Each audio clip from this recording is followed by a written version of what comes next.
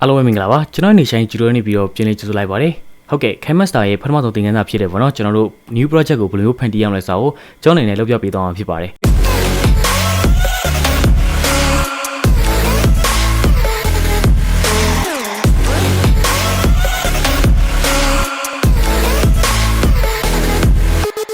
ပထမဆုံးအနေနဲ့ကျွန်တော်တို့ Kinemaster application လေးတွေကိုဝင်သွားလိုက်ပါဆိုတော့ကျွန်တော်ဝင်နေဝင်သွားလိုက်ပြီဆိုရင်ဒီမျက်နှာပြင်ကိုရောက်လာမှာဖြစ်ပါတယ်ကျွန်တော်ဒီမျက်နှာပြင်မှာရောက်ပြီဆိုရင်ဘယ်ကိုသွားမလဲဆိုရင်တော့ကျွန်တော် create new ကိုသွားမှာဖြစ်ပါတယ် create new တွေကိုဝင်လိုက်ပါ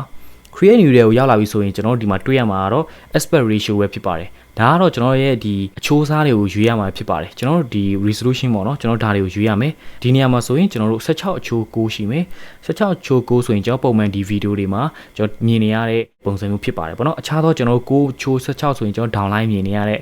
view ဖြစ်ပါတယ်ကျွန်တော်အခြားသောဒီ1ချိုး1တွေဒီ Instagram ပုံစံမျိုးတွေဖြစ်ပါတယ်နော်အခြားသောမြင်ရတဲ့အချိုးလေးဆိုရင်ဒါကိုယ့်ရဲ့ဖုန်းနဲ့ downline မြင်နေရတဲ့ပုံစံတွေပဲဖြစ်ပါတယ်ဗောနော်အခြားသောဟာတွေလည်းကျွန်တော်အနေနဲ့ရွေးချယ်ပြီးတော့အသုံးပြုလို့ရပါတယ်ကျွန်တော်အနေနဲ့ဒီဗီဒီယိုတွေပါတွေဗောနော်ကျွန်တော်တို့ရိုက်တဲ့ခါမျိုးတွေကျွန်တော်တီးဖြတ်မယ်ဆိုရင်ကျွန်တော်ဒီ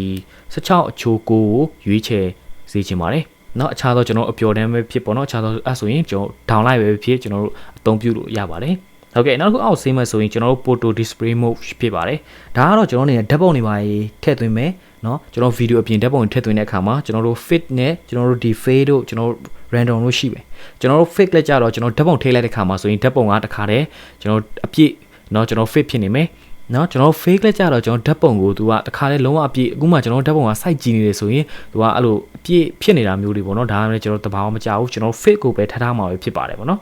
နောက်တစ်ခုကတော့ photo duration ပဲဖြစ်ပါတယ် photo duration ဆိုတာကျွန်တော်တို့ဥမာ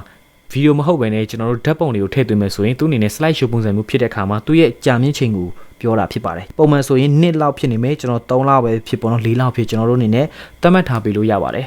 ဟုတ်ကဲ့အောက်တစ်ခုကတော့ကျွန်တော်တို့အနေနဲ့ဒီ import project ပေါ့နော်ဒါကတော့ဘာလို့ဆိုလိုတာလဲဆိုရင်တော့ကျွန်တော်အနေနဲ့တငယ်ချင်းတယောက်ကလောက်ထားတဲ့ project ပဲဖြစ်ကျွန်တော်အနေနဲ့လောက်ထားတဲ့ project အဟောင်းတွေပဲဖြစ်ကျွန်တော်အနေနဲ့ပြန်ပြီးတော့ထည့်သွင်းပြီးတော့ video editing ပြန်လုပ်ချင်တယ်ဆိုရင်ကျွန်တော်ဒီ import project ထဲကိုနှိပ်လိုက်မယ်နှိပ်ပြီးတဲ့အခါမှာကျွန်တော်အနေနဲ့ okay နှိပ်လိုက်မယ်ပြီးတဲ့အခါမှာကျွန်တော် project ရှိတဲ့အရာကိုကျွန်တော်ဝင်ပြီးတော့ open လုပ်ပေးရမှာဖြစ်ပါတယ် okay ကျွန်တော်အနေနဲ့အခုဘာမှမရှိတဲ့အတွက်ဘာမှပေါ်နေမှာမဟုတ်ပါဘူးကျွန်တော်ရဲ့ project အသစ်ရှိတယ်ဆိုရင်ကျွန်တော် file မှာသွားပြီးတော့ကျွန်တော်တို့ open လုပ်ပေးရမှာဖြစ်ပါတယ်ဒါဆိုရင်ကျွန်တော်အနေနဲ့ back ကိုပြန်လာမယ်new project လုပ်မယ်ဆိုရင်ကျွန်တော်အနေနဲ့တစ်ခုခုရွေးလိုက်ရမှာဖြစ်ပါတယ်ဘာမှမရွေးရင်တော့ကျွန်တော်တွားလို့ရမှာမဟုတ်ပါဘူးကျွန်တော်16အချိုး9ကိုရွေးထားလိုက်မယ်ပြီးတဲ့အခါမှာကျွန်တော်ဘာလုပ်ရမလဲဆိုရင်တော့ next ကိုတွားမှာဖြစ်ပါတယ်ဟုတ်ကဲ့ next ကိုတွားရင်ကျွန်တော်ဒီပုံစံလေးပေါ်နေမှာဖြစ်ပါတယ်